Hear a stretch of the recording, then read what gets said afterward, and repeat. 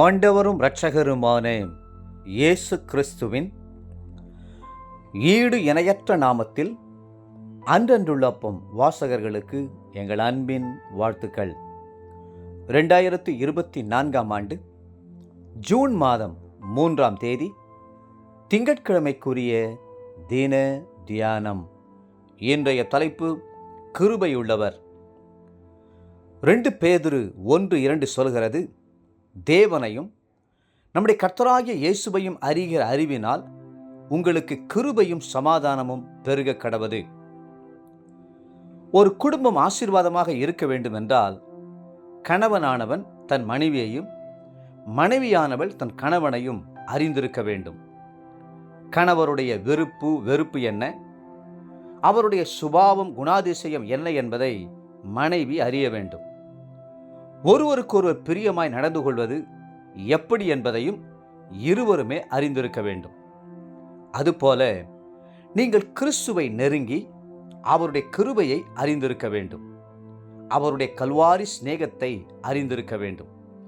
அவருடைய மனதுருக்கத்தையும் கிருபையையும் காருண்யத்தையும் அறிந்திருக்க வேண்டும். தேவனையும் நம்முடைய கர்த்தராகிய இயேசு கிறிஸ்துவையும் அறிகிற அறிவினால் நிச்சயமாகவே உங்களுக்கு கிருபையும் சமாதானமும் பெருகும். கர்த்தர் தன்னை மோசேக்கும் இஸ்ரவேலருக்கும் வெளிப்படுத்தும் போது கிருபை உள்ளவராக வெளிப்படுத்தினார். கர்த்தர் 40 வருடங்கள் இஸ்ரவேலரை வழிநடத்திய போது கிருபையாய் தேவ தூதர்களின் உணவாகிய மன்னாவினால் போஷித்தார். கண்மலையிலிருந்து ஜீவ தண்ணீரை புறப்பட பண்ணினார். பகலிலே மேக ஸ்தம்பமாகவும் இரவிலே அக்கினி ஸ்தம்பமாகவும் அவர்களுக்கு முன் சென்றார். அவர்களுடைய வஸ்திரம் பழையதாக போகவும் இல்லை, பாதரட்சைகள் தேய்ந்து போகவும் இல்லை. இஸ்ரவேலிலே பலவீனப்பட்டவன் ஒருவனும் இருந்ததில்லை. காண்டாமிருகத்து கொப்ப பலனை கர்த்தர் அவர்களுக்கு கொடுத்தார். கர்த்தர் கிருபையிலே மாறாதவர். தகுதி இல்லாதவனுக்கும் பாராட்டப்படும் தயவுதான் கிருபையாகும். கல் நெஞ்சுள்ளவனுக்கும் கொடூரம் உள்ளவனுக்கும் கள்ளர்களுக்கும் கூட அவர் கிருபை பாராட்டுகிறார். மனம் திரும்பும்படி தவணைகளை தருகிறார். பாருங்கள், 136ஆம் சங்கீதத்தில் உள்ள ஒவ்வொரு வசனத்திலும் கர்த்தருடைய கிருபை என்றுமுள்ளது என்று தாவீது எழுதினார். வேதம் சொல்கிறது, யோவான் 1ஆம் அதிகாரம் 16-17 வசனத்தில், அவருடைய பரிபூர்ணத்தினால் நாம் எல்லாரும் கிருபையின் மேல் கிருபை பெற்றோம். எப்படியெனில் நியாயப்பிரமாணம் மோசேயின் மூலமாய் கொடுக்கப்பட்டது, கிருபையும் சத்தியமும் இயேசு கிறிஸ்துவின் மூலமாய் உண்டாயின.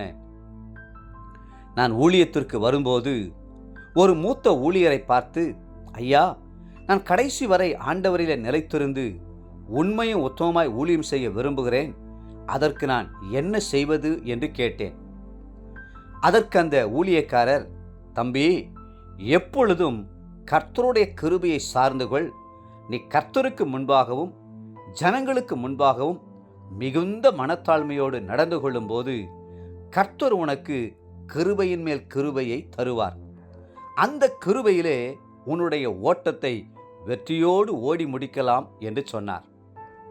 தேவ கிருபை என்பது ஒரு நதியை போன்றது. எப்பொழுதுமே நதியானது தாழ்வான பகுதியை நோக்கித்தான் ஓடி வரும். அது ஒருபோதும் மேட்டின் மேலோ குன்றின் மேலோ ஏறி செல்லுவதில்லை.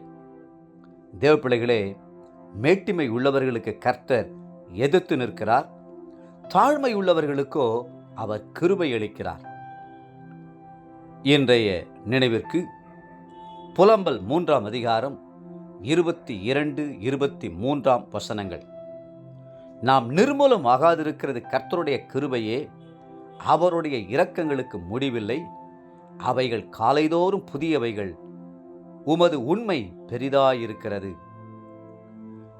இன்றைய வேத வாசிப்பு காலை 2 நாளாகமம் 19 மற்றும் 20ஆம் அதிகாரங்கள். மாலை யோவான் 13ஆம் அதிகாரம் 21-38 வசனம் முடியே. அன்புக்குரிய அன்றன்றுள்ளப்பம் வாசகர்களே, மீண்டும் உங்களை வாழ்த்துகிறோம். கர்த்தருக்கு முன்பாக தாழ்மைப்படுங்கள். தேவ கிருபையை பெற்றுக்கொள்ளுங்கள். கர்த்தர்தாமே உங்களை ஆசீர்வதித்து மென்மேலும் உயர்த்துவாராக. ஆமென்.